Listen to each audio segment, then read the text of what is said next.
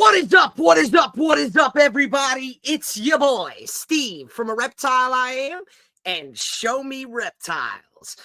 We're coming to you this morning to introduce one of our newest team members to the network. So I wanted to go ahead and show him some of his new threads. And the first Show Me Reptiles network jersey that he has. And I'd like to go ahead and introduce everybody to our boy Mark, and let's bring him out.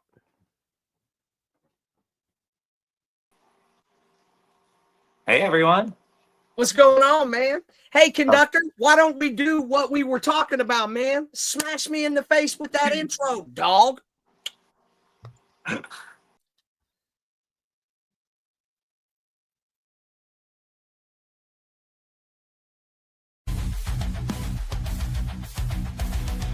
Say, pretty bird? Pretty bird. Hey, Cosmo. Cosmo.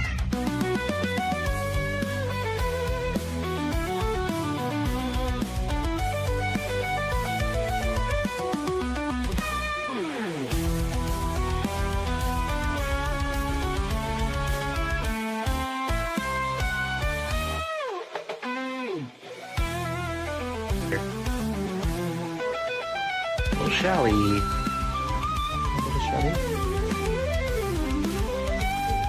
Good job.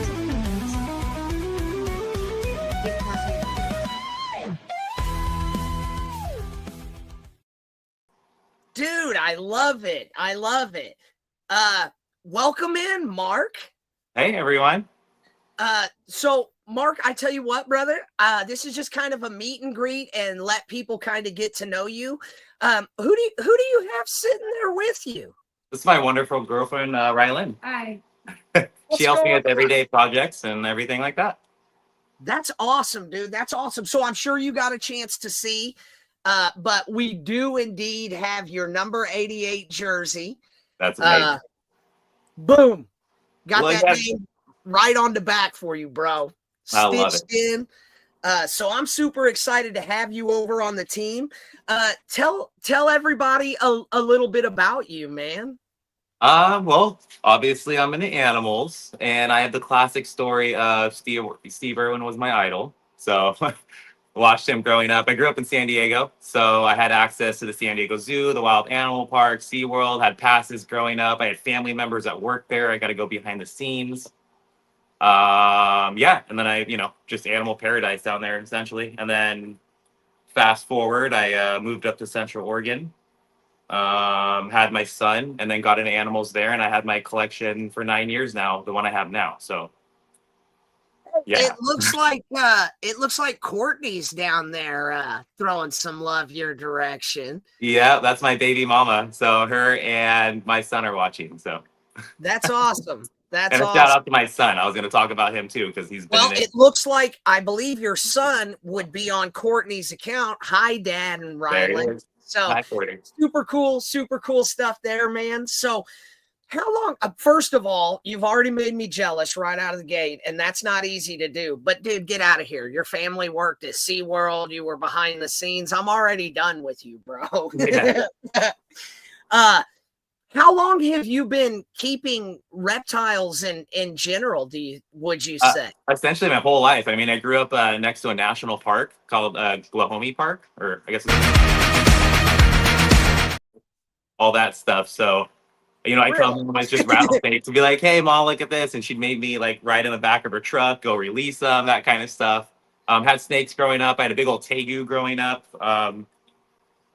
Yeah, I mean, and then throughout the years, animals come and go. I had a German Shepherd for 14 years. That really got me into animal behavior. And then I had to put him down because of old age. So that's when I started getting all the reptiles and stuff like that. And then, yeah. So 9 years I've had my collection now, and it's taken off. And where are you guys at right now, Mark? It looks exceptional behind you. We're at our facility right now. It's just a private facility, just for the animals, and they're personal pets. So, it's fun. We can build bigger cages for them. We have a huge horse barn that's converted into just a big area, I guess. That's exceptional, man. So I tell you what, is this, tell everybody where they're going to be able to find you, what time, when. Yeah, I'll be on the Show Me Network at 9 o'clock every Sundays, and then you can expect a new video or podcast. I'll be putting out, podcast content. I'll be interviewing people like we're doing now. New people, experienced people, everything in between. I also want to bring people's collections to highlights. I want to go travel and check out people's collections. I already do that anyway, so. Right. And that's why I felt like I was a good fit for what I'm doing now. I'm like, man, I've already been doing this. Are you serious? I would love to do this. When did you start? So it's been like 2018, the end of 2018 is when we came in. I still kind of consider us COVID breeders, though, right. Honestly, because we were in our infancy days and things really started taking off at the end of 2019, 2020. So we were in just before that, but we were there for the whole craze. And we started with ball pythons. We've definitely expanded out from there into some Asian rat snakes and tarantulas, geckos, and various things like that. But, I didn't grow up keeping reptiles. I've always gone out and herped. I just didn't know what it was called. It was just called spring and summertime, Yeah. So I've always been an outdoors guy and always been involved with it, but I didn't come from my family, my mom and dad, they weren't reptile keepers. So there was no experience with temperature and humidity. And honestly, I'd always kind of avoided reptiles when I was younger because for some reason in my head, I just had it painted that it was going to be so difficult or something. I don't know. And finally I was like, you know what? I'm getting a snake. I want a snake. And here we are. I've got a problem. Right. I've got that addiction. One snake led to 5, led to 300, leads to. That's beautiful behind you, by the way, especially with the fact that you're saying these are your pets. That speaks volumes for. Yeah, and then I always say they're animal ambassadors. So I got into this in 2016. Somebody had a big old female Doomorals boa, and I still have her. She's amazing. And they're like, "Oh, do you want to babysit this snake for me? I'm getting kicked out of my house, and I have to watch a snake essentially." And I was like, "Oh yeah," and so I got that, and then I kind of just sparked off. And I already had fish, lizards, turtles, all that stuff, but that sparked off the first snake. So it was really awesome. Sorry. So you had mentioned that you're going to be doing the Sunday morning shows. Yes. Will you be going on next weekend? And maybe you could tell everybody a little bit about what they might see coming up. Yeah, so I'll be on Sundays at 9 o'clock, and Mother's Day is next Sunday, May 9th. And that's on a Sunday. So I already have my mom coming on, and she'll be on the podcast on Mother's Day, which will be super fun. That's awesome, dude. And that's to tell all the experiences of when I was younger, and even now, all of her support. I couldn't have done this without her. It's all privately funded, and yeah. I almost feel like I'm not the one that's supposed to be doing this because I think next Sunday people are really going to get to know a little bit more about Mark because nobody has stories like our mamas. No. So that could definitely be interesting stuff. I'm a little nervous for sure. It's going to be great. It's going to be great. So I tell you what, we're going to go ahead and run a little intro to help pay the bills. And conductor, if you want to go ahead and hit that up for everybody, we'll. Bright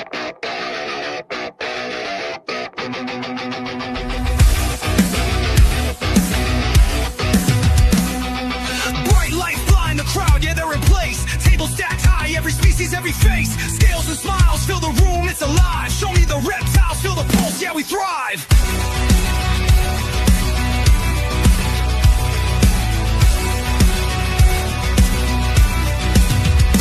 Show me the reptiles, a world to explore. Vendors lined with stories you'll treasure to the core. Positivity spreading in every corner wide. Laughter echoes strong, we're alive inside.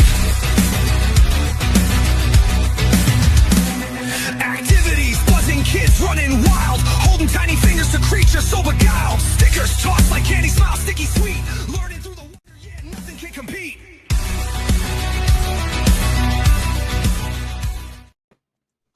What is up, dude? What is going on, everyone? How's everyone doing tonight? Thank you all for coming out. We're going to have an awesome show. It has been an awesome show so far. Mark, I actually have a couple of questions for you if you don't mind. Yes. So, you said all those animals behind you are all your personal collections. What all species do you have behind you? Oh my goodness. I have everything from reticulated pythons to Asian water monitors. I have this beautiful anaconda right here, a green anaconda. I have a yellow anaconda named Bumblebee. This animal right here has been hundreds of thousands of people easily. She is definitely my favorite snake in the collection. The relationship you can build with an anaconda is insane, but once they trust you, they trust you. And yeah, and she's only 2.5, right around there, 2. So she has lots of growing to do. Awesome. I have, let's see, crested geckos, bearded dragons. I'm really into fish. Shark Week's like my favorite holiday, so I really love fish, and I live at the ocean, so Nice. I have tortoises, frogs, bull snakes. Offsite, I have, let's see, I have venomous snakes. Offsite's at friend's house. I have a 6-foot gaboon viper. I have a male gaboon viper as well. That's a little smaller. Cobras, rattlesnakes, beaded lizards, gilas, stuff like that. Okay, so then you're also going to be on this Saturday mornings doing more of the educational stuff. Could we get a little bit of a sneak peek of some of that educational stuff? And can you go over, like, let's say, the basic husbandry of one of your turtles? Of course. So I have my redfoot tortoises, for example, and they have a habitat full of isopods because, as everybody knows, that tortoises poop a lot. There's also a Grand Cayman iguana hybrid in there. And so they all kind of live together and they have the same diet and they eat separate areas, but they have the same diet. So their husbandry is kind of the same where they need, good humidity, good airflow. If you can see behind me, I have like this enclosure right here is a huge old refrigerator. So the temperature doesn't work on it, but the fans and everything do. So there's full circulation in there, along with the substrate, the heat, all that. So And so you said all their diets are pretty much the same. What is their diet? yeah, so and those are actually the most expensive animals to feed are all the iguanas because they eat all the greens. They'll eat fruit here and there, veggies. They eat a little bit of everything, and that's fresh every single day. So it's kind of a lifestyle where you just get up, do it, and yeah. Right. And so, and how would you say, on a daily basis, how would you go about preparing their diet for them in the mornings, or and that do you guys chop it all up, or do you guys just put it into a big bowl with like a salad for them, or? So I go to the chef store here since I own a restaurant as well, and I have to go to the chef store to get food. I'll go there, grab spring mix, grab whatever veggies I need. I also have a lot of local people in the area that support this a lot tremendously, and they're like farmers that bring in greens. People will bring in stillborn sheep or goats, for my bigger animals. Yeah, it's a really good community, but I will go and get all the veggies and everything, and then I just prep them up every day. I'll cut in appropriate pieces. Each animal's a little different, so they'll get different pieces of veggies and fruits, and they'll also get vitamin supplements on it. Okay. And Nice. like the grassland tortoise diet, and you look at the ingredients, and there's like alfalfa, hibiscus. They'll get like all those sprinkled on top of it as vitamins. Wow. Okay. And there's a few other things too, but All right. Mike, I see that you're out on stage. Did you want to have a question or two? Yeah, I've got a couple questions. I appreciate it, Mark, for having me. Out of all the species that you have, which one of your favorite ones that you like to keep? So my favorite are the anacondas, snake-wise. Anacondas are amazing. They're so intelligent. They're unlike any other snake. Most people are used to snakes that are, terrestrial or arboreal, so that move like that. And these are aquatic, so they're kind of like a cooked spaghetti noodle. You can hold an anaconda, especially a smaller one, with one hand, and it's super comfortable because it wants to be in a ball. Very nice. And yeah, they're one of the hardest snakes to read just because of their body language and how their eyes sit on top of their head, all that stuff. And then as far as lizards go, the monitors are amazing.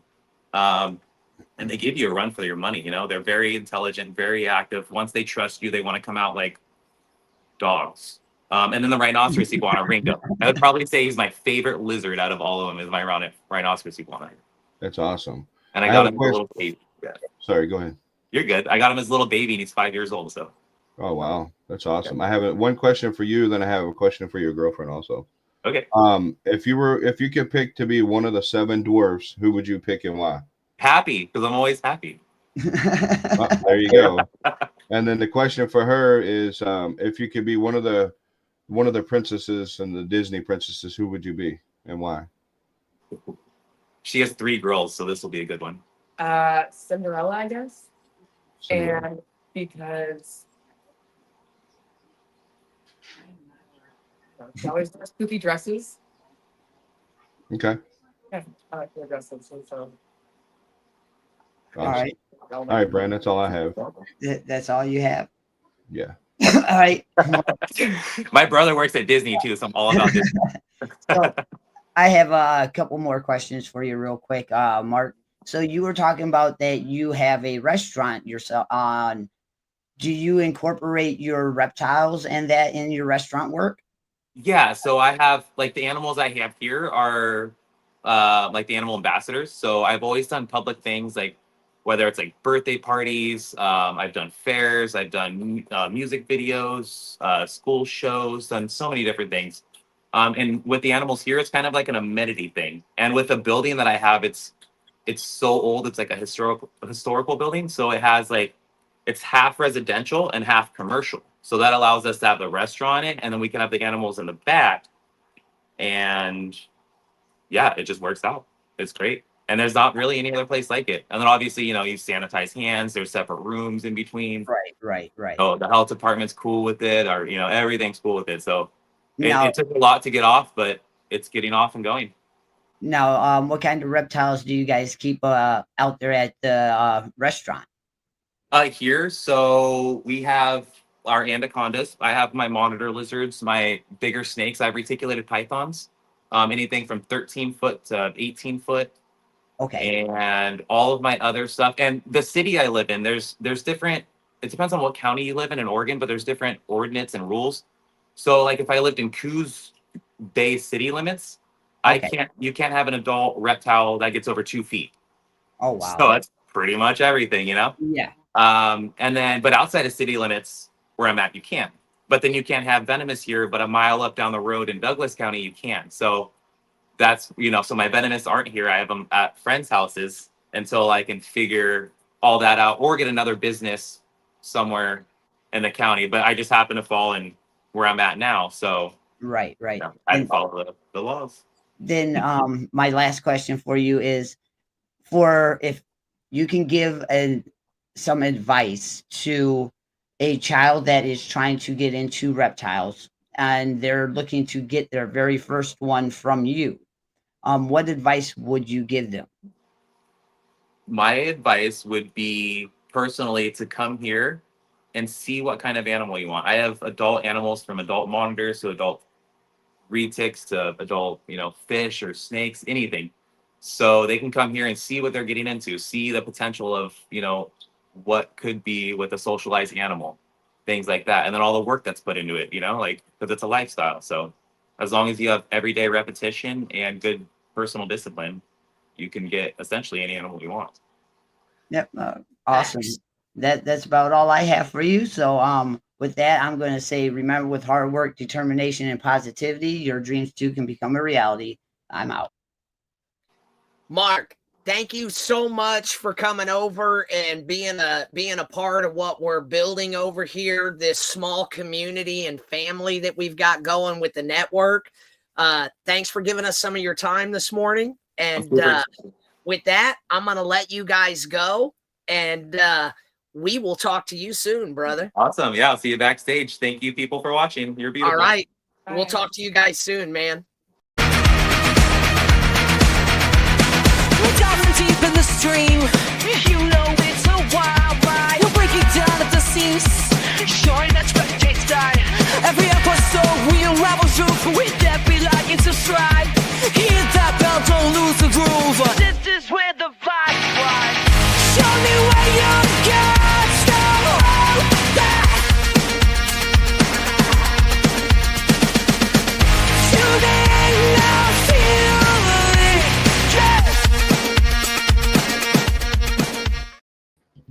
experience with Raven.